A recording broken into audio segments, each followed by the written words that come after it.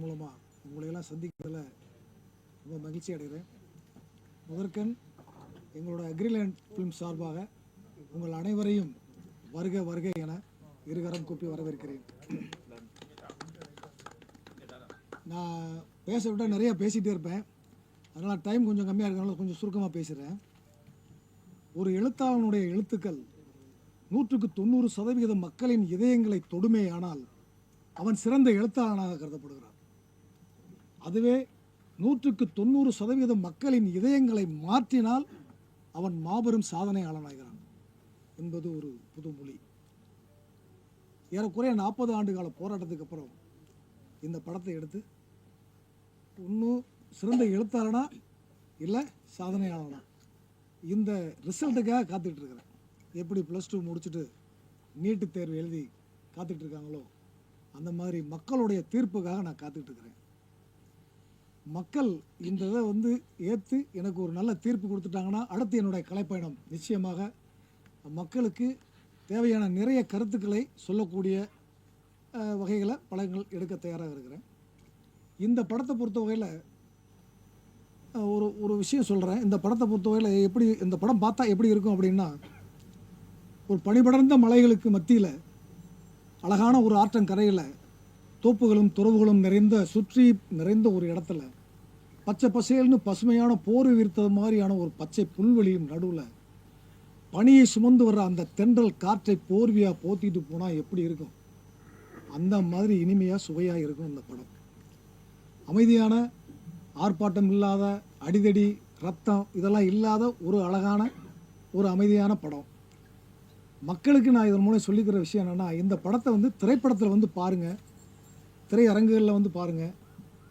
இந்த படத்தை பார்த்துட்டு நீங்கள் வீட்டுக்கு போனீங்கன்னா, வீட்டுக்கு போனதுக்கப்புறம் ஒரு செகண்ட் அப்படி யோசிச்சிங்கன்னா உங்களுக்கு யோசிக்க தோணும், நிச்சயமாக தோணும். இந்த படம் பார்த்துட்டு போன உடனே இந்த படத்தில் ஏதோ சொல்லியிருக்கானே, அது என்ன விஷயம், அது நமக்கு புரியலையே அப்படிங்கிற மாதிரி ஒரு கேள்விக்குறி உங்களுக்கு வரும்.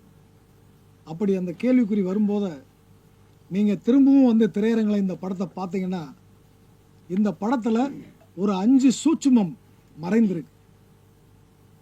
2வது முறை நீங்கள் பார்க்கும்போது நிச்சயமாக அந்த 5 சூட்சுமம் உங்களுக்கு புரியும். அதை நீங்கள் படத்தில் பார்த்துட்டு எனக்கு சொன்னால் நான் சந்தோஷப்படுவேன். நன்றி.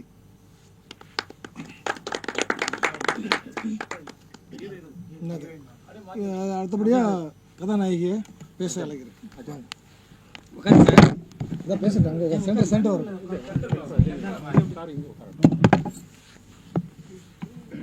எல்லாருக்கும்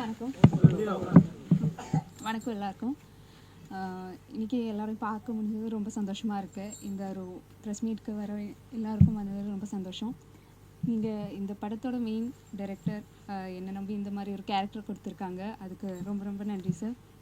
எல்லாருக்கும் இந்த கேமரா சார் சந்துரு சார், அப்புறம் dance master Ramesh sir, Kamal sir இருக்காங்க, இதில் ஹீரோஸாக இருக்கிற கிரண் அண்ணா, விபின் அண்ணா, ஷாதுல் அண்ணா எல்லாரும் ரொம்ப சப்போர்ட்டிவாக இருந்தாங்க. இந்த படம் February 13th ரிலீஸ் ஆகுது. ஸோ எல்லாருமே தியேட்டரில் போய் பார்க்கணும், ரொம்ப சப்போர்ட் பண்ணணும். இது வரைக்கும் இருந்த மாதிரி இதில் சப்போர்ட் இருக்கணும். தேங்க்யூ.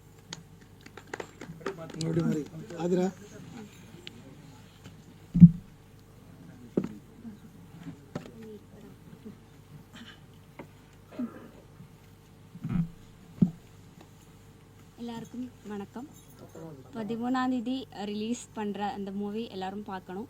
நாங்கள் எல்லோரும் புதுசாக தான் இந்த இதில் வந்தோம். சின்ன சின்ன தப்புகள் இருக்கலாம், ஆனால் நீங்கள் அதை ஏற்று எங்களை எல்லாம் சப்போர்ட் பண்ணி நெக்ஸ்ட்டு வேறு லெவலில் கொண்டு வரணும்.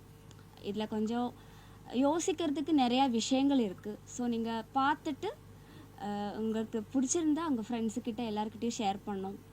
எல்லோரும் பார்க்கணும், கண்டிப்பாக. தேங்க்யூ.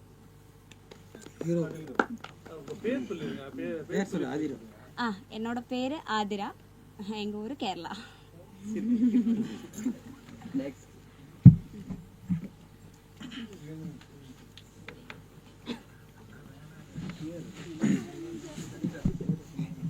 எல்லாருக்கும் வணக்கம்.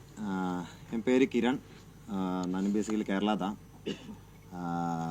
முதல்ல எனக்கு இப்படி ஒரு கேரக்டர் கொடுத்து என்னை இதில் நடிக்க வச்ச கஜேந்திர சாருக்கு ரொம்ப தேங்க்ஸ். அப்புறம் நம்ம டீம் மெம்பர்ஸ் எல்லாம் cameraman Chandru sir, Kamal sir, அப்புறம் அசோசியேட் டைரக்டர்ஸ், மியூசிக், நம்ம மொத்த டீமும் அவ்வளோ சூப்பராக ஒர்க் பண்ணிட்டேன். அவ்வளோவும் ரிஸ்க் எடுத்து அவ்வளோவும் பிரச்சனைகளை ஃபேஸ் பண்ணி அவர் என்ன பண்ணது கூட எனக்கு தெரியாது. அந்த அளவில் ஒரு ரிஸ்க் எடுத்திருக்கு. ஒரு 3 வருஷம் 4 வருஷமாக அவர் அந்த அளவுக்கு ரிஸ்க் எடுத்ததுக்கு பின்னாடி அப்படியே அழிஞ்சிட்டே இருக்கும்.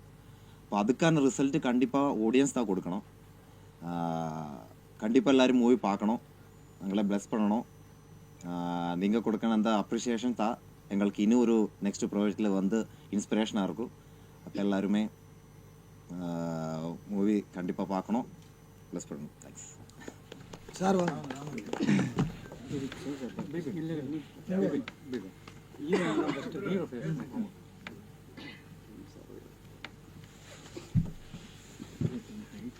எல்லாருக்கும் வணக்கம். முதல்ல இங்கே வந்திருக்கும் அத்தனை ரிப்போர்ட்டர்ஸுக்கும் கூப்பிட்ட உடனே வந்து எங்களை ரிசீவ் பண்ணதுக்கு ரொம்ப தேங்க்ஸ். படம் பார்த்து எல்லோரும் நான் பிடிச்சிருக்குன்னு நினைக்கிறேன். ஃபஸ்ட்டு என்னோடய டேரக்டர் சாருக்கு நன்றி சொல்லிக்கிறேன். ஏன்னா எங்களை இந்த படத்தில் சூஸ் பண்ணதுக்கு, தப்புகளை சரி பண்ணி பெட்டராக பண்ண வச்சதுக்கு, அதே மாதிரி கேமரா பின்னாடி நின்று சலிக்காமல் எங்களை இந்த ஸ்க்ரீனில் கொண்டு வந்த சந்துரு சார், அப்புறம் பார்த்த எல்லா சாங்லேயுமே வந்து இவ்வளோ எனர்ஜியாக கொடுத்த எங்களோட dance master sir Ramesh Reddy sir, அவங்களுக்கு ஒரு பெரிய நன்றி. அதே மாதிரி எங்கள் கூட நடித்த அஜன்யா, அப்புறம் ஆதிரா, சாதுல் ப்ரோ, அப்புறம் கிரண் அண்ணா, அப்புறம் நம்ம என்னோட சப்போர்ட்டாக வந்த ஏடி சார், அப்புறம் எங்கள் அண்ணா அவங்க பேரும் சார்னா ஞாபகம் வரல. ஸோ அதனால் எல்லாருக்கும் ரொம்ப தேங்க்ஸ் கூட இருந்து சப்போர்ட் பண்ணதுக்கு. அப்புறம் எங்கள் மியூசிக் மகேந்திரன் சார், அவங்களுக்கு ஒரு பெரிய நன்றி. படத்துக்கு இவ்வளோ நல்லா மியூசிக் பண்ணதுக்கு. வர 13ஆம் நாள் படம் ரிலீஸ் ஆகுது. ஸோ கண்டிப்பாக நீங்கள் எல்லோரும் வந்து தியேட்டரில் பார்த்து எங்களுக்கு சப்போர்ட் பண்ணணும். புதிய முகங்கள், புதிய ஒரு படம். ஸோ எல்லோரும் நல்லா சப்போர்ட் பண்ணி எங்களை அடுத்த கட்டத்துக்கு கொண்டு போகணும். நீங்கள் உங்கள் சப்போர்ட் இருக்குன்னு நினைக்கிறேன். ஸோ எங்கள் கூட இருந்து இன்னும் அடுத்த நிலைமைக்கு எங்களை கொண்டு போகணும்னு நம்பிக்கையோடு இருக்கேன். தேங்க்யூ.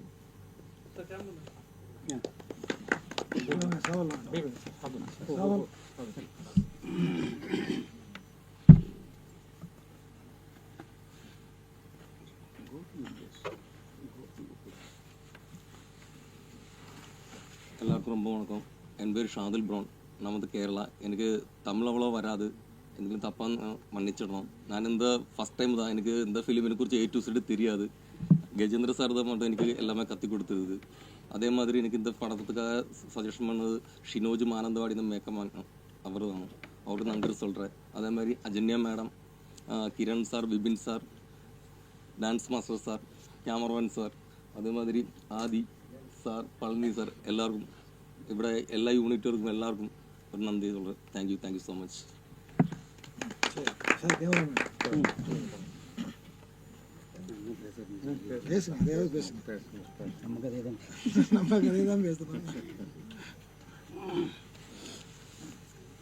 முதல்ல பத்திரிகை நண்பர்களுக்கு வணக்கம். மதித்து எல்லோரும் வந்ததுனால இந்த படத்தை பற்றி சொல்லணும்னா, டைரக்டர் 40 வருஷமாக போராடணும்னு சொன்னார். அதில் 3 வருஷமாக நான் போராடிட்டேன் அவர் கூட இந்த படத்தை. அப்புறம் நான் அந்த உசிலம்பட்டியில் நான் ஒரு 5-6 படம் பண்ணியிருக்கேன். உசிலம்பட்டியில் ஷூட்டிங்கில் என்னை பார்த்துட்டு வந்து, நான் ஒரு டைரக்டர் படம் பண்ணால் நீங்கள் தான் கேமராமேன் சொல்லி என்கிட்ட வந்து சொன்னார். கண்டிப்பாக பண்ணுவோம் சார்னு சொன்னேன். எனக்கு அங்கே ரூம் போட்டு கொடுத்து எல்லோரும் வர வச்சு எல்லோரும் பேசணும், அந்த கதையை பற்றி பேசணும், கதை நல்லா இருக்குன்னு. அவர் நண்பர்கள்லாம் கை விட்டாங்க. எப்படியாவது நம்ம 2 பேர் சேர்ந்து இந்த படத்தை முடிப்போம் அப்படின்னு சொல்லி அவருக்கு வாக்கு கொடுத்தேன். அதே மாதிரி பிள்ளையார் சொல்லி போட்டோம்.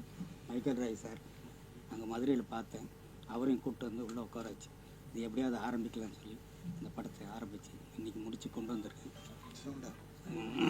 இதை தியேட்டர் வரைக்கும் கொண்டு போகிறதுக்கு உங்கள் கையில் தான் இருக்குது. எல்லாத்தையும் சின்ன படங்களெல்லாம் கொஞ்சம் ஊக்குவிச்சு நல்லா சப்போர்ட் பண்ணிங்கனாக்கா இந்த மாதிரி சின்ன டைரக்டர், சின்ன கேமராமேன், எல்லா டெக்னீஷியனும் வளருவாங்க. அப்புறம் இந்த படத்தில் ஒர்க் பண்ண music director, dance master, makeup man வரல, மற்ற 3 ஹீரோக்கள், 2 heroine, Michael Roy sir, villain sir, co director எல்லாருமே கூட இருந்து ஒத்துழைச்சாங்க. அதனால் நல்லபடியாக அந்த படத்தை முடித்து கொண்டு வந்து சேர்த்துருக்கோம். இனி உங்கள் கையில் தான் இருக்குது. நன்றி, வணக்கம். சார் சார் வாங்க நான் அவர் வரட்டும் பேசு.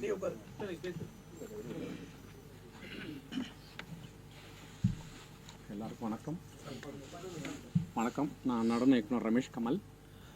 இந்த இந்த டைரக்டர் சார் கஜேந்திரன் சாரோட சப்ஜெக்ட் வந்து எனக்கு ரொம்ப பிடிச்சிருந்தது. பாடல்களும் ரொம்ப அற்புதமாக ஒரு உயிரோட்டம். எனக்கு என்னமோ நான் நிறைய படங்கள் பண்ணியிருக்கேன். இந்த படத்தில் பார்க்கும்போது பாடல்களுக்கும் ரொம்ப உயிர் கொடுத்து ரொம்ப சாரியம் திருப்திப்படுத்துறதுக்கு ரொம்ப கஷ்டம். எனக்கு ரொம்ப ஒரு அருமையான ஒரு இயக்குனர் பரிச்சயமாக இருக்காங்க கஜேந்திரன் சார். ரொம்ப அற்புதமான இந்த படத்தில் எல்லாருமே சார் சொல்லப்போனால் ஒரு அற்புதமான ஒரு படம். 3 இடத்துல எல்லாமே நான் எங்கே போனாலும் எந்த தியேட்டரில் போய் இந்த படம் பார்த்தாலும் சரி 3 இடத்துல கிளாப்ஸ் தட்டிருக்காங்க. எல்லாருமே கை தட்டிருக்காங்க. எல்லா ஊடக நண்பர்களும் பத்திரிகை ஆசிரியர்களும் இந்த படத்தில் நடிச்சிருக்கிற கதாநாயகிங்க ஏதோ ஒரு நிறைய படங்கள் பண்ண மாதிரி பண்ணியிருக்காங்க. இந்த Bipin, Sadhul, Kiran and Ajanya, Athira, Michael Raj sir, இசையமைப்பாளர் திரு மகேந்திரன் சார், கோல்டு சந்திர cameraman, co director two and Panneerselvam sir, எல்லாருமே ரொம்ப அற்புதமாக எல்லாருமே கஷ்டப்பட்டு பண்ணோம் சொல்லுவாங்க. எல்லாருமே இஷ்டப்பட்டு பண்ணியிருக்கோம். எங்களுக்கு வந்து ஒரு தந்தை மாதிரி இருந்து, ஒரு தாய் தந்தை மாதிரி இருந்து கஜேந்திரன் சார் ரொம்ப அற்புதமாக எங்களுக்கு சரியான ட்ரீட்மெண்ட் கொடுத்துருக்காங்க. எந்த குறையும் வைக்கல. இந்த படத்தில் எனக்கு மொத்தம் 7 லொக்கேஷன். அந்த 7 லொக்கேஷன்லையும் ரொம்ப அற்புதமாக எனக்கு இது வரைக்கும் யாருமே எனக்கு இந்த மாதிரி வேணும் கேட்டது கிடையாது. சாருக்கு திருப்தி படுத்துறது ரொம்ப கஷ்டம். ஒரு சாங் 7 நாள் 6 நாள் சார் திருப்தி படுத்தவே முடியாது. நான் பாரதி ராஜா சார்கிட்ட ஒர்க் பண்ணியிருக்கேன், பாலச்சந்தர் சார்கிட்ட ஒர்க் பண்ணியிருக்கேன், விக்ரமான் சார்கிட்டையும் ஒர்க் பண்ணியிருக்கேன். அதுபோல் சத்தியமாக நான் சொல்கிறேன், நான் நிறைய படங்கள் பண்ணியிருக்கேன். தெரிஞ்சா காதலுங்க 100க்கு 100 சக்ஸஸ் ஆகும். மறுபடியும் ஒரு பாரதி ராஜா சார், மறுபடியும் ஒரு விக்ரம் சார் உருவாகியிருக்காங்க. இந்த படம் ஜெயிக்கணும்னு சொல்லி நான் மனதார நேசிக்கிறேன். தேங்க்யூ.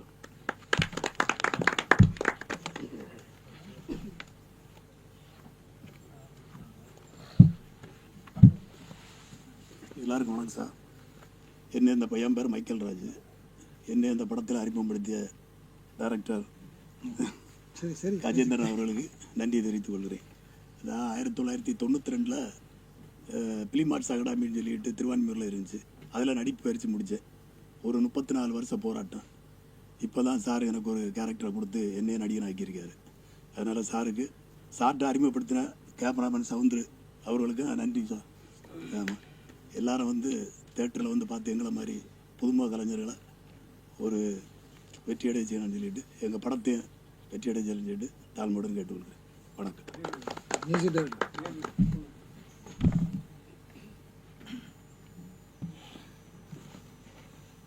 எல்லோருக்கும் வணக்கம்.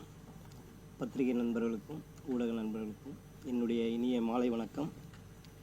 முதல்ல வந்து என்னை பெற்றெடுத்த தாய்க்கு நான் நன்றி சொல்லிக்கிறேன். இந்த மேடையை, இந்த நிகழ்ச்சிக்கு என்னை உருவாக்கி என்னை பெற்றெடுத்த தாய்க்கு முதற்கண் வணக்கம். நான் வந்து இது 9வது படம் எனக்கு இசையமைக்கிறது. ஈரோடு சவுந்தர் சார் தான் என்னை அறிமுகப்படுத்தினார். Director Erode Soundar sir. அப்புறம் டைரக்டர் கஜேந்தர் சார் வந்து இந்த மாதிரி என்னுடைய பாடல்கள் கேட்டு இந்த மாதிரி சுச்சுவேஷன் சொல்லி இந்த மாதிரி சாங் பண்ணணும்னு சொன்னார். உண்மையிலேயே அவர் கோடான நன்றி சொல்லிக்கிறேன். நான் 4 பாட்டு இந்த படத்தில் பின்னணி இசை எல்லாம் ரொம்ப அருமையாக வந்திருக்கு. டைரக்டர் வந்து லிரிக்கு தான் டியூன் பண்ணது. இந்த முதல் பாட்டு கடவுளின் அழகிய கவிதை இது. அந்த லிரிக் அனுப்பின உடனே டியூன் பண்ணி அனுப்பின உடனே ரொம்ப பிடிச்சிருந்தது. அதுக்கப்புறம் தான் என்னை கன்ஃபார்ம் பண்ணார், இந்த படத்துக்கு நீங்கள் 4 பாட்டு மியூசிக் டைரக்ஷன் பண்ணுங்கள். ஆனால் இது ரொம்ப இம்பார்ட்டண்ட், பேக்ரவுண்ட் மியூசிக், பின்னணி இசை ரொம்ப நல்லா பண்ணணும். சாங் பண்ணிடலாம், ஆனால் பின்னணி இசை கோர்வை பண்ணுறது ரொம்ப சிரமம். எனக்கு பிடிச்ச மாதிரி நீங்கள் பண்ணி கொடுக்கணும் அப்படின்னு கேட்டிருந்தாரு. படம் ஃபுல்லாக முடிஞ்சு வந்ததுக்கப்புறம் ரீல் பை ரீல் பார்த்தோம். டப்பிங் ஸ்டுடியோவிலே டப்பிங் பண்ணும்போதே சார் வந்து ஒவ்வொரு ரீலாக காமிச்சு எனக்கு இப்படி வேணும் அப்படி வேணும் ஐடியா கொடுத்தாரு. அவருக்கு பிடிச்ச மாதிரியே அந்த படத்துக்கு ஒவ்வொரு reel by reel music compose பண்ணி பேக்ரவுண்ட் மியூசிக் பண்ணி அவர் காமிக்கும்போது ரொம்ப பிடிச்சிருந்தது அவருக்கு. அதே மாதிரி நிறைய இடத்துல உங்கள் சோலோ வயலின், அந்த வயலின் உண்மையிலே சொல்கிறேன், ராஜா சார்கிட்ட, ரகுமான் சார்கிட்ட, ஹாரிஸ் ஜெயராஜ் கிட்ட வாசிக்கிறது தான் சோலோ பிளேயர் வயலின். அந்த வயலின் அவரை கூப்பிட்டு தான் அந்த வயலின் ரெக்கார்ட் பண்ணேன். கிளைமேக்ஸ்லாம் வரும் அந்த சீன்ஸ் எல்லாமே. உண்மையிலே லைவ் எல்லாம் பண்ணி அந்த அளவுக்கு ஃப்ரீடம் கொடுத்தாரு டைரக்டர். சாங்குக்கும் சரி, சாங்கில் எல்லாமே லைவ் இன்ஸ்ட்ருமெண்ட்ஸ், லைவ் ஃப்ளூட்டு, வயலின்ஸு எல்லாமே லைவ் ஆர்கெஸ்ட்ரா போட்டு பண்ணேன். இது எனக்கு 9வது படம். எனக்கு தமிழில் வந்து 7 படம் பண்ணேன். கன்னடத்தில் வந்து 2 படம் பண்ணியிருக்கேன் கன்னடா லாங்குவேஜில். அந்த படம் சின்ன பட்ஜெட் மூவிங் தான். ஆனால் மியூசிக் சம்மந்தப்பட்டது அவ்வளோ அழகாக டைரக்டர் பிடிக்கிற மாதிரி அவருக்கு என்ன தேவையோ அந்த மாதிரி நான் அழகாக மியூசிக் அமைச்சு கொடுத்தேன். ரொம்ப சந்தோஷமாக இருக்குது. இது எனது 9வது படம். இந்த படத்துக்கு 4 பாடல்கள் பேக்ரவுண்ட் மியூசிக். ஃபஸ்ட்டு பாட்டு வந்து ஹரிணி பாடினாங்க. அந்த பாட்டு வந்து உண்மையிலே இப்போது புதுசாக இசையமைச்சிட்ருக்காரு நம்ம சாய் அபயங்கர். அவர் தான் ரெக்கார்டிங் பண்ணதே. அந்த ஃபஸ்ட்டு சாங் வந்து ஹரிணி பாடினாங்க. கடவுளின் அழகிய கவிதை இது. அந்த பாடல் வந்து அவர் தான் எங்களுக்கு ரெக்கார்ட் பண்ணி, உண்மையில் சொல்கிறேன், ஃப்ரான்சிஸ் டிடிஎஸ் 5.1 அந்த சாங்ஸ் எல்லாம் மிக்ஸ் பண்ணி கொடுத்தாரு ஃப்ரான்சிஸ். அதே மாதிரி கமலா ஸ்டுடியோஸ் சாலிகிராமத்தில் அந்த ஸ்டுடியோவில் தான் சாங்கெல்லாம் ரெக்கார்டிங் பண்ணேன்.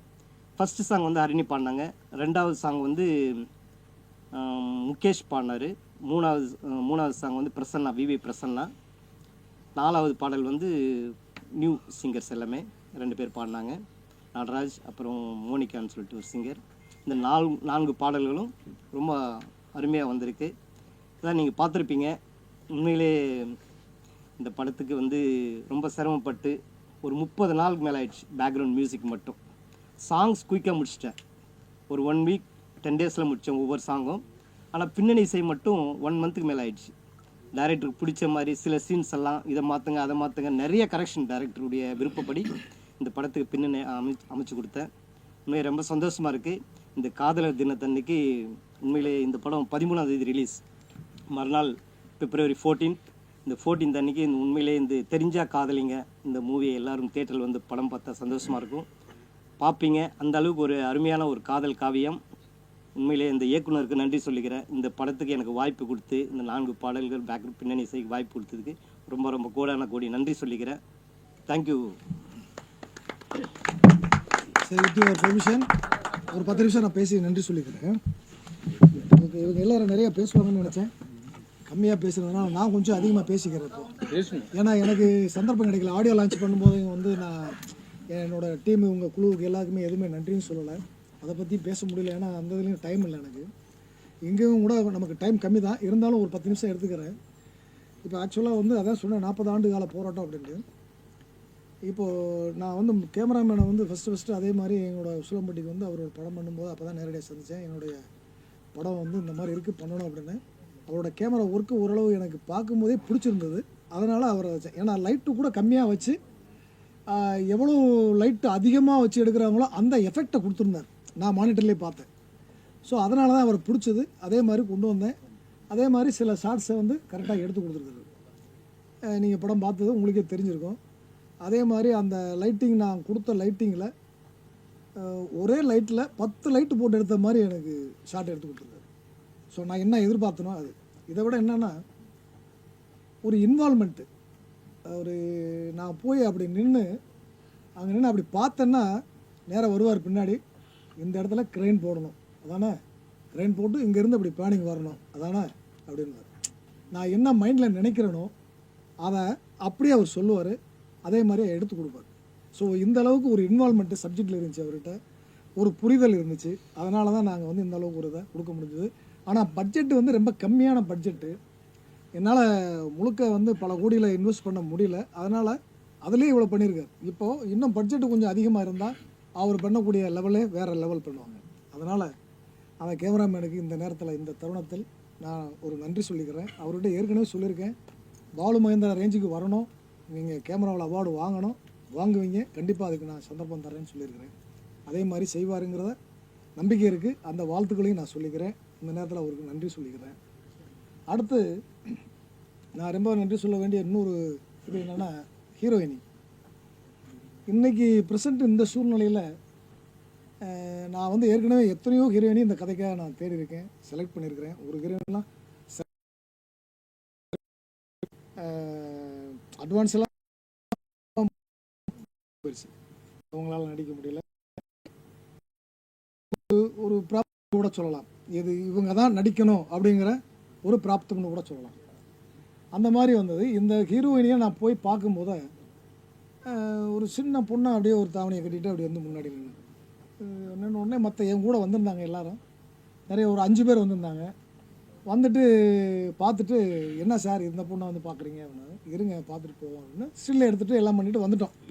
இவங்ககிட்ட சொல்லலை, ஹீரோயின் நீங்கள் தான் அப்படின்றது ஃபிக்ஸ் பண்ணலை. நான் போய் ரிசல்ட் பார்த்துட்டு உங்களுக்கு ஃபோன் பண்ணுறேன்னு சொல்லிட்டு வந்துட்டேன். வந்த பின்னாடி என் கூட வரும்போது காரில் வரும்போதே 5 பேருமே என் கூட வந்து 5 பேருமே சொல்கிறாங்க, கேமராமேன் முதற்கொண்டு, சார் இந்த பொண்ணு வந்து பல்லு வேறு ஒரு பல்லு எக்ஸ்ட்ரா இருக்குது, அதனால் அதை வந்து நீங்கள் மைனஸ் பாயிண்ட்டாக இருக்கும், கேமராவில் காட்டும்போது ஒரு மாதிரி இருக்கும் அப்படின்றாரு. இப்படி எல்லாருமே டிஸ்கஸ் பண்ணாங்க. எல்லாருமே வந்து ஒத்துக்கல, ஹீரோயினியாக ஒத்துக்கல. எனக்கு வந்து ஒரே ஒரு ஸ்டில்லு மட்டும் இம்ப்ரெஸ் பண்ணிச்சு. அந்த ஒரு ஸ்டில் தான் இந்த பொண்ணை ஹீரோயினியாக செலக்ட் பண்ணுறதுக்கு என்னைய இன்வெஸ்ட்மெண்ட் பண்ணிச்சு. அதனால் மைனஸ் பாயிண்ட் எது இருக்கோ அதை ப்ளஸ் பாயிண்ட்டாக ஆக்கிடுறேன் அப்படின்னு சொல்லிட்டு தான் ஒரு சேலஞ்சோடு தான் அந்த பொண்ணை ஹீரோயினியாக இன்ட்ரொடியூஸ் பண்ணேன்.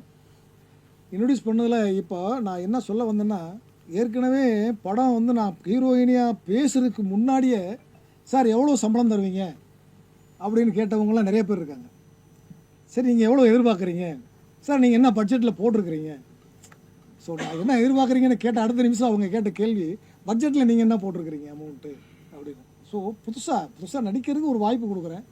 அப்படிலாம் கேட்டவங்கலாம் இருக்கிறாங்க என்கிட்ட. இப்போது இன்னைக்கு வரைக்கும் ஸ்டில் நவ் என்கிட்ட 10 பைசா கூட பணம் வாங்காமல், டிரான்ஸ்போர்ட்டு கூட வாங்காமல் ஒரு ஹீரோயினி எனக்கு நடிச்சு கொடுத்துருக்காங்க. அதுக்காக அவங்களுக்கு நான் ரொம்ப நன்றி சொல்ல கடமைப்பட்டிருக்கிறேன். அவங்க அப்பா அம்மா அதே மாதிரி. அவங்க அப்பா வந்து ரொம்ப ஜென்டில்மேன், பக்கா ஜென்டில்மேன். அவர் வந்து நான் பஸ் ஃபேருக்கு 1000 ரூபா கொடுப்பேன், இது வாங்க மாட்டேன்னு சொல்லுவோம். அவங்க அம்மாட்ட கொடுப்பேன், வாங்க மாட்டேன்னு சொல்லுவாங்க. ஏன் வாங்க மாட்டேங்கிறீங்க அப்படின்னா, எங்கள் அப்பா எங்களை கொண்டு போட்டுருவார் அப்படின்னு. ஸோ அவர் அதே, சார் நீங்கள் இவ்வளோ ரிஸ்க் எடுக்கிறீங்க, உங்களுக்கு எங்களால் ஃபைனான்ஸ் பண்ண முடியலையே அப்படின்ற வருத்தம் தான் இருக்கே தவிர, மற்றபடி எங்களால் முடிஞ்ச எந்த ஹெல்ப்பையாவது பண்ணுறோம் சார்னு சொல்லிட்டு இன்ன வரைக்கும் டிரான்ஸ்போர்ட் கூட வாங்கினதில்லை. அதனால் அதுக்கு ஒரு நன்றி. அது மாதிரி செகண்ட் ஹீரோயினி அவங்களும் வந்து என்னோட கோஆப்ரேஷன் பண்ணாங்க. யாரும் அவங்களுக்கு சம்பளம் கொடுக்கல, பட் எனக்கு கூட எல்லாம் கோஆப்ரேட் பண்ணி நடிச்சு கொடுத்தாங்க. அதுக்காக நன்றி சொல்ல கடமைப்பட்டிருக்கிறேன். அடுத்து மியூசிக் டைரக்டரை பற்றி சொல்ல வேணும்னா அவரே நிறையா சொல்லிட்டாரு. இப்போது அதே மாதிரி தான் அந்த கடவுளின் அழகிய கவிதை சாங்கு வந்து நான் லிரிக் கொடுத்தேன். லிரிக் போட்டு ஒரு 10 நாள் டைம் எடுத்தார். லிரிக் கொடுத்த அடுத்த நிமிஷமே எனக்கு டியூனை போட்டு அனுப்புனார். நான் நேரடியாக கூட இல்லை, ஆனால் சுச்சுவேஷன் சொல்லிட்டு போயிட்டேன், இதுதான் லிரிக்கு, இதுக்கு எனக்கு டியூன் அழகாக வேணும் அப்படின்னு. டியூனை போட்டு அனுப்புனார். கேட்ட உடனே எனக்கு பிடிச்சிச்சு, கேட்சாச்சு. ஒரே டியூன் தான். கேட்ட உடனே சார் நல்லா இருக்கே, இதை அப்படியே அழகுபடுத்துங்க அப்படின்னு சொல்லிட்டு சொன்னேன். அழகுபடுத்தி அழகாக கொடுத்தாங்க. ஹரிணிகிட்ட போய் பாட வச்சோம். அந்த ஹரிணிட்டையும் சொன்னேன் 14 வயசு பொண்ணு பாடிட்டு வர மாதிரி அப்படின்னு. அவங்களும் அந்த குரலை கொஞ்சம் சேஞ்ச் பண்ணி அழகாக பாடி கொடுத்தாங்க. இதுக்கப்புறம் இந்த 60 நொடிகள் சாங்கில் தான் ஒரு 4-5 டியூனை போட்டு கொடுத்தாரு. எனக்கு பிடிக்கல சார், இந்த டியூன்லாம் பிடிக்கல, நீங்கள் ஓன் டைம் எடுத்துக்கோங்க, எத்தனை நாள் வேணாலும் எடுத்துக்கங்க.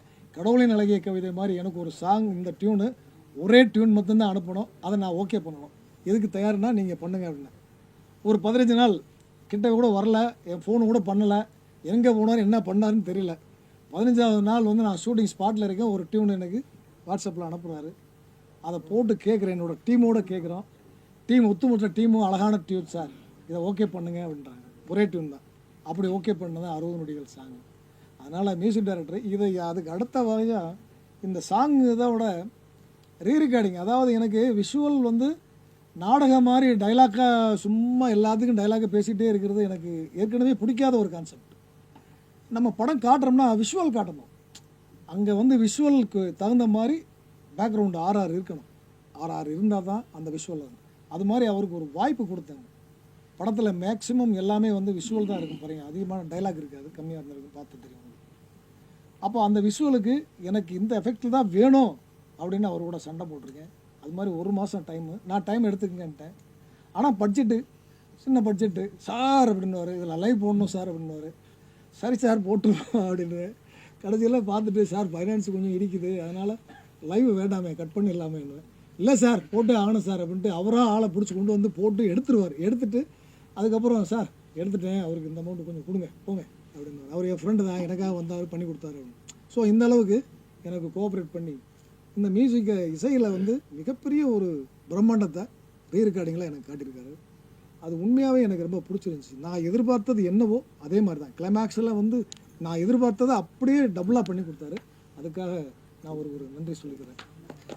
அது மாதிரி அடுத்து சொல்லணும்னா கொஞ்சம் அதிகமாக சொல்லணும்னா டான்ஸ் மாஸ்டர் வந்து பேசியாச்சு, வர சொல்லிட்டேன், ஸ்பாட்டுக்கு வந்துட்டார். வந்துட்டு டான்ஸ் பண்ணும்போது ப்ரோக்ராம் போயிட்டுருக்கு, ஷூட்டிங் போயிட்டுருக்கு. மாஸ்டர் அப்படின்னா என்ன உடனே சொல்லுங்கள் அப்படின்னுவார். இது மாஸ்டர் இது பிடிக்கலையா, சரி மாற்றுறேன், உடனே ஒரு மூமெண்ட்டை மாற்றுவார். அப்போ ஸ்பாட்லேயே அப்போ அந்த நிமிஷமே மாற்றுவார். இதே மாதிரி ஒரு நான் சொல்ல சளைக்காமல் பண்ணார். எனக்கு மாஸ்டர் அப்படின்னா மாஸ்டர் அப்படியா சரியா தம்பி மாற்று அப்படின்றவார். உடனே கமல் உடனே ஓடி போய் டான்ஸ் மூமெண்ட் வேறு மாற்றிடுவார். அப்படி மாற்றி அப்படி கொடுத்துட்டு கடைசியாக ஒரு வார்த்தையும் சொன்னார், நீங்கள் வந்து என்னைய கொத்தடிமையாக நடத்துறீங்க அப்படின்னாரு. இது வந்து நான் தேனி டிஸ்ட்ரிக்ட்டு, வருசநாடு, முருக்கோடை, ஓட்டணை, அது அப்புறம் ஆண்டிப்பட்டி, சுலம்பட்டி, வைகடம், அரியமான் பீச்சு, காரங்காடு, முடிவீரன் பட்டினம். பேசும்போது சொன்னீங்க ஒரு 5 விஷயத்தை இம்ப்ரெஸ் பண்ணணும் அப்படின்னு சொன்னீங்க. என்னென்ன மாதிரி விஷயத்தை வந்து நீங்கள் படம் பார்த்துட்டு வாங்க, அப்புறம் தான் சொல்லுவேன். பார்த்துட்டு தான் சொல்லுவேன். நான் இப்போ சொன்னால் அது ஓப்பன் ஆகிடும், சஸ்பென்ஸ். சார் ட்ரெய்லர் பார்த்தா ஹீரோனுக்கு தம் அடிக்கிற மாதிரி இருக்குது, அது மேலே வச்சுங்க என்ன சரி சொன்னேன். செகண்ட் ஹீரோயின், அதாவது அதில் ஒரு டைலாக் வரும், காதலுக்காக அப்படின்னு சொல்லி ஒரு டைலாக் வரும். அவன் வந்து அந்த சிகரெட்டை அந்த பொண்ணை வந்து கெடுத்துடுறான் கடைசியில். அதாவது லவ் பண்ணுறேன் அப்படிங்கிற அந்த ஒரு காரணத்துக்காக அவன் சொல்கிறதெல்லாம் அந்த பொண்ணு செய்கிறான். அதுதான் அது விஷயம். அப்போ அந்த காதலில் மயங்கி காதலுக்காக இப்படி தப்பு பண்ணி வெட்டியாக கெட்டு போகிறீங்களே அப்படிங்கிற ஒரு மெசேஜ் தான். அதனால் காதலுங்கிறதுனால இப்படி சொல்லி ஏமாந்துடாதீங்க அப்படிங்கிறதான் அதில் விசேஷம். ஆமாம் 16. அதில் வந்து அந்த ஒரு விஷயத்துக்காக தான் அதை வந்து மாற்றினாங்க. அதாவது நீங்கள் சொன்னீங்க இல்லையா சிகரெட் பிடிச்ச அந்த டைலாக் தான், இந்த ஜென்மத்திலே எல்லாத்தையும் அனுபவிச்சிடணும் அப்படின்னு சொல்லி அவன் சிகரெட்டை கற்றுக் கொடுக்குறான்.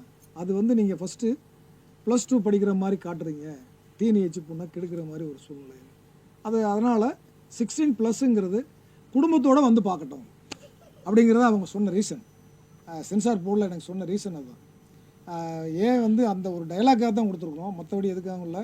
ஆனால் 16+ங்கிறது 16 வயசில் இருக்கிறவங்க, 18 வயசு கீழே இருக்கிறவங்க அவங்க அப்பா அம்மா பெர்மிஷனோட வந்து படம் பார்க்கட்டும், இல்லை அவங்க அப்பா அம்மாவோட கூட்டிகிட்டு வந்து பார்க்கட்டும் அப்படிங்கிறதா அது. அப்படின்னு சொல்லி அப்பா அம்மாவோட சேர்ந்து வந்து பார்ப்பாங்க சார். ஏன்னா ஸ்டூடெண்ட்ஸ் தனியாக வந்து பார்க்கறது ஓகே, 16+னாவே அப்பா அம்மா வீட்டில் கூட்டிட்டு மாட்டாங்க.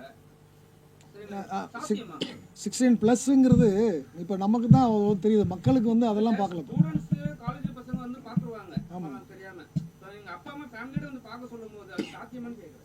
ஏன் பார்க்க மாட்டாங்க?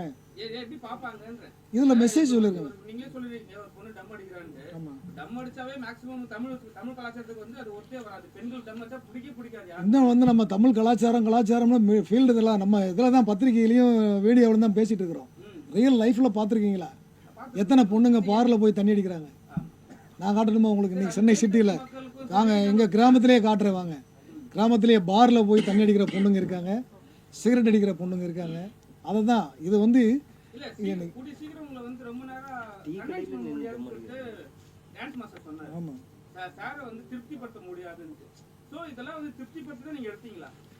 ஆமாம் திருப்திப்படுத்த தான் எடுத்தோம். மெசேஜ் அதானே, சாட்டிஸ்ஃபைட். ஆமாம் சாட்டிஸ்ஃபைட் பண்ணதான். ஏன்னா அதாவது எல்லா விஷயம் அது ஸ்கிரிப்ட், அது அந்த ஸ்கிரிப்டில் அவங்களுடைய பெர்ஃபார்மன்ஸ் அதில் சாட்டிஸ்ஃபைடே ஆக மாட்டேன். பெர்ஃபார்மன்ஸ் நான் எதிர்பார்க்குற எஃபெக்ட் வர்றது வரைக்கும் விட மாட்டேன். இதுதான் விஷயம். அதுதான் அவர் சொன்னது. அந்த டான்ஸ் மூமெண்ட்டாக இருக்கட்டும், இல்லை அவங்களுடைய ஆக்டிங் கெப்பாசிட்டியாக இருக்கட்டும், இது எல்லாமே வந்து நான் என்ன என்னுடைய மைண்டில் இருக்கோ அது வர்றது வரைக்கும் விட மாட்டேன். அதுதான் 10 டேக்கு 15 டேக்கெலாம் போயிருக்கு. அதனால தான் டைம் 20 டேக் வரைக்கும்லாம் போயிருக்கு. யாருங்க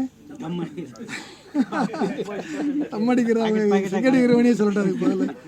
ஆக்சுவலாக நான் டம் அடிக்கலை, அது வந்து ஜூஸ் சிகரெட்டு. சார் என்கிட்ட அந்த சிச்சுவேஷனில் தான் சொன்னேன், இந்த சீனு தான் பண்ணணும். அப்போ நான் சொன்னேன், சார் எப்படி சார் எனக்கு முடியல, எனக்கு தெரியாது, ஆக்சுவலாக எனக்கு தெரியாது. அப்போ சார் சொன்னால், இல்லை நீ அது ஆக்டிங் தானே, நம்ம என்ன பண்ணோமோ அந்த அது விஷயம் ஆக்டிங்காக மனசில் வச்சு தான் பண்ணணும். ஸோ அந்த மைண்டில் தான் பண்ணோம். 2-3 டேக்கெல்லாம் அது ரீடேக் தான் ஆயிடுச்சு. ஆனால் அது சாருக்கு அந்த லாஸ்ட் விஷுவல் இல்லையா, அந்த சிகரெட்டை பிடிச்சி இப்படியே பண்ணுறது, அது சாருக்கு ஓகே ஸோ அதனால தான் வந்தது. படத்தை வந்து வில்லேஜ்லேயே எடுத்தீங்க, வில்லேஜில் காட்டியிருக்கீங்க மலைவாழ் மக்களுடைய. அங்கேயே நீங்கள் பண்ணிருக்கலாமே, அதை சிட்டிக்கு கொண்டு வந்தீங்க இந்த கதையை. என்னோடதா? சிட்டிக்கு வந்து இப்போ ஓப்பனிங்கே வந்து சிட்டியில் தான் ஓப்பன் பண்ணுறோம். இவங்க 3 பேரும் ஃப்ரெண்ட்ஸு சிட்டியில் தான் இருக்காங்க. அவன் சாமியார் ஆக போகிறேன்றான். அவனுடைய எய்மே வந்து விவேகானந்தர் மாதிரி பெரிய ஞானியாகி மக்களுக்கு போதனை பண்ணணும் அப்படிங்கிறது அவனுடைய கேரக்டர். இவங்க 3 பேரும் ஒரே க்ளோஸ் ஃப்ரெண்டு. அங்கே வந்து அந்த பொண்ணு வந்து தாயில்லா பொண்ணு, தாத்தா மட்டும்தான் இருக்கிறாரு. அந்த பொண்ணுக்கு ஆதரவு அங்கே இருக்கிற தாத்தா. அந்த தாத்தாவை மர்டர் பண்ணிடுறாங்க. மர்டர் பண்ணிவிட்டு அந்த குரூப் வந்து இவன் இந்த பொண்ணையும் தேடிட்டு இருக்காங்க. அப்போ அங்கேருந்து தப்பிக்கிறதுக்கு வேறு வழியில் அவனுக்கு தெரிஞ்ச ஒரே இடம் சென்னையில் அவனுடைய ஃப்ரெண்ட்ஸ். அதனால் அங்கே கொண்டு வரான், கூட்டிகிட்டு வந்துடுறான். ஏன்னா அந்த ஊரில் விட்டால் அவனை மர்டர் பண்ணிடுவாங்க அந்த பொண்ணை. சார் 13ஆம் தேதி 7-8 படம் ரிலீஸ் ஆகுது சார். ஆமாம் சரிங்களா, நிறைய படங்கள் வந்து இப்போ புக் பண்ணிட்டாங்க, தேட்டர்ஸ்லாம் புக் பண்ணிட்டாங்க. எத்தனை தேட்டர் உங்களுக்கு கிடச்சிருக்கு? எவ்வளோ தேட்டர் ரிலீஸ் பண்ண போகிறீங்க? மால்லலாம் உங்களுக்கு ஸ்க்ரீனிங் கிடச்சிருக்கா? எனக்கு 40 தேட்டர் கிடச்சிருக்கு சார்.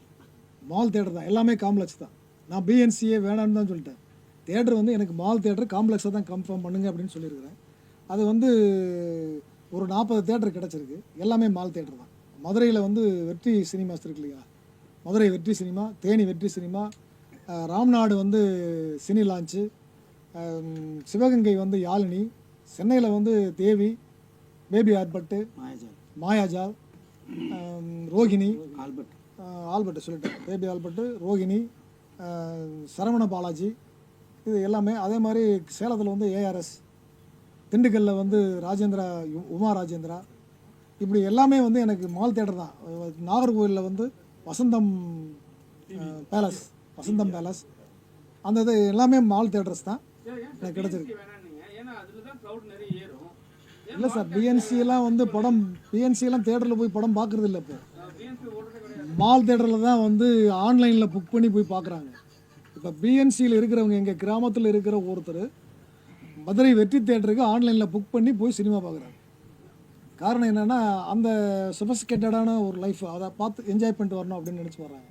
எங்கள் உசிலம்பட்டிலே இருக்கிற தேட்டரில் பார்க்குறதுக்கு ஆள் இல்லை.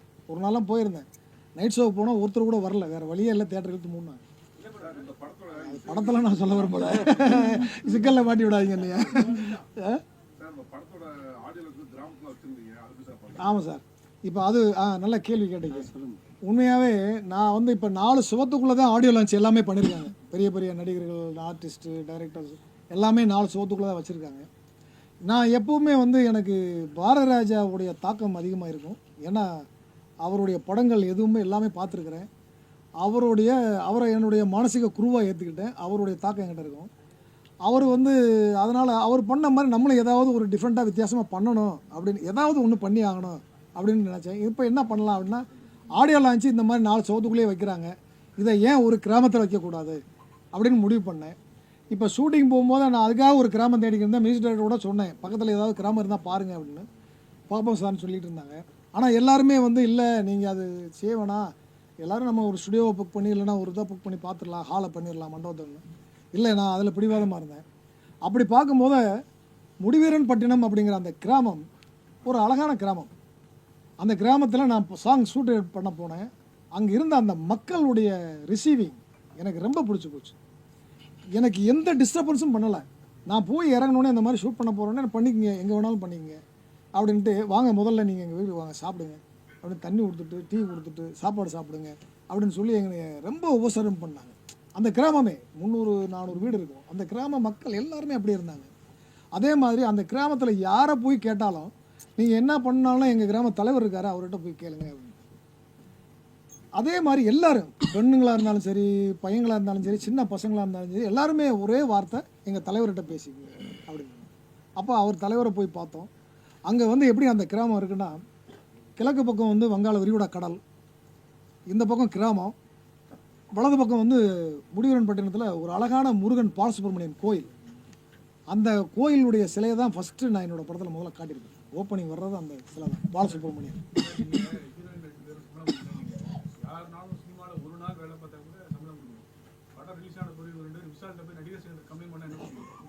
கம்ப்ளைண்ட் பண்ணட்டும், கம்ப்ளைண்ட் பண்ணிட்டு பப்ளிசிட்டி ஆகட்டும், அப்படியாது. எனக்கு சென்சார் சர்டிஃபிகேட் கிடைச்சிருச்சுல்ல. இல்லை சார், அது வேற விஷயம். படம் நல்லா ஓடி படம் நல்லா ஓடிச்சுன்னா நான் செய்யக்கூடியதே வேற. அதை நான் சொல்லக்கூடாது, சொல்லாம செயலில் காட்டணும். நிச்சயமா சார். நல்லா சாதனை பண்ணிட்டு இருக்காங்க. நீங்க காமெடிக்காக அவங்கள வந்து அதே இடத்துல வச்சு போர்ட்ரேட் பண்றது ரொம்ப தவறான ஒரு சாங்ல தான் யூஸ் பண்ணியிருக்கிறேன். சாங்ல தான் ஒரு காமெடிக்காக நீங்க அவங்கள யூஸ் பண்ணிருக்கீங்க. போர்ட்ரேட் எந்த பண்றீங்க. அவங்க எகென்ஸ்டா போராட்டம் இல்லையே, பாட்டில் வரியே வருது, திருநங்கை காதலையும் ஏத்துக்கடா, மதிச்சு ஏத்துக்கடான்னு சொல்லியிருக்கேன். பாட்டை தாண்டி ஒரு பிட் வச்சிருக்கீங்க, ஒரு காமெடி சீன் மாதிரி. அவங்க வந்து தெரியும் இந்த 2 பேரும் முன்னாடி வந்துட்டு அந்த முத்தம் கொடுத்துட்டு வந்து அது ரொம்ப நீங்க எவ்வளவு சாதனை பண்ணிட்டு இருக்காங்க. நீங்க ஒரு நல்ல விஷயமா காமிச்சிருக்கீங்க. இல்லை சார், இப்போ அது வந்து என்னன்னா, அவன் சாமியாராக போகிறான், அவனை டீஸ் பண்ணுறானுங்க, அப்படி தான். அவங்கள இன்சல்ட் பண்ணுறது கிடையாது. இப்போ வந்து அவங்கள இன்சல்ட் பண்ணுறதா அந்த சீன் நீங்கள் நினச்சிங்கன்னா அது தப்பு. இவனை வந்து அவனை அந்த லௌகீக வாழ்க்கைக்குள்ளே இழுக்கிறதுக்கு அது ஒரு ஆரம்பம், அப்படித்தான். அந்த மாதிரி தான் பண்ணியிருக்கனே தவிர அவங்கள இழிவுபடுத்தணும். அதிலே வரியில் தான் வருது, திருநங்கை காதலையும் மதித்து நீங்கள் ஏற்றுக்கடா அப்படின்னு. அந்த வரியை கவிஞர்கிட்டே போட சொல்லு. சரிங்களா?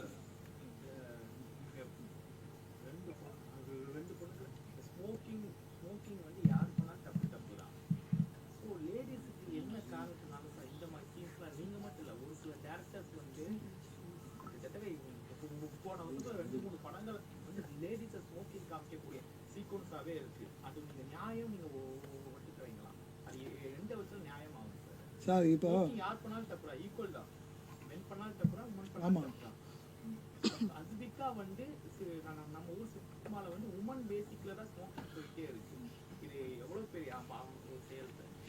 இப்போ தப்புன்னு எப்படி சொல்றீங்க? இல்லை சார், தப்புன்னு எப்படி சொல்ற, அதை பார்த்து தானே. அதான் இப்போ தப்பை வந்து இந்த தப்பு இதை செய்யாத அப்படின்னு சொல்கிறோம், அவ்வளோதான். மெசேஜ் சொல்கிறதுக்காக தான். இதை வந்து காதலுக்காக அப்படின்னு சொல்லி உன்னை ஏமாத்துறான், ஸ்மோக் பண்ண வைக்கிறான், தண்ணி அடிக்க வைக்கிறான், இதுக்கெல்லாம் ஏமாறாதீங்க அப்படின்னு ஒரு மெசேஜ் தான் சொல்கிறோம். அப்படிங்கும்போது தப்பை காட்டாமல் நம்ம எப்படி மெசேஜ் சொல்ல முடியும்? ஏன் அப்படி நினைக்கக்கூடாது, இப்படி நினைக்க வேண்டியதானே? தப்பு காதலுக்காக நீங்கள் சிகரெட் அடிக்காதீங்க அப்படின்னு நினைக்கிறேன், அதைத்தானே சொல்கிறேன் நான். அதைத்தானே நினைக்கணும். ஏன் ராங்காக போகிறீங்க? நெகட்டிவ் அப்ரோச், பாசிட்டிவ் அப்ரோச்சுக்கு வாங்க. அதனால தான் அது வந்து வரும், நிச்சயமாக வரும்ன்ற நம்பிக்கையில் இருக்கிறேன். அதனால் ஓகே சார், ஓகே, நன்றி சொல்லுங்கள். ரொம்ப அதாவது ஒரு நேரம் வந்து எங்களுடைய இதை ஆதரவு கொடுத்ததுக்கு ரொம்ப நன்றி. இதில் இன்னொரு விஷயம் நான் சொல்லிக்கிறேன். என்னோட கையில் இருக்கிற பேனாவை விட உங்களோட கையில் இருக்கிற பேனாவுக்கு சக்தி அதிகம். ஏன்னா உங்களுடைய பேனா எங்களை ரொம்ப உச்சத்துக்கும் கொண்டு போகும், ரொம்ப கீழே தாழ்த்தியும் கொண்டு போயிடும். அதனால் எங்களை கொஞ்சம் தயவு செஞ்சு உச்சத்துக்கு கொண்டு போகிறதுக்கு உங்களுடைய பேனாக்களை பயன்படுத்தணும்னு வேண்டிக்கிட்டு இங்கே வந்து எனக்கு கோஆபரேட் பண்ணவங்க அனைவருக்கும் என்னுடைய அக்ரிலேண்ட் ஃபிலிம் சார்பாக மனமார்ந்த நன்றியை தெரிவிச்சுக்கிறேன்.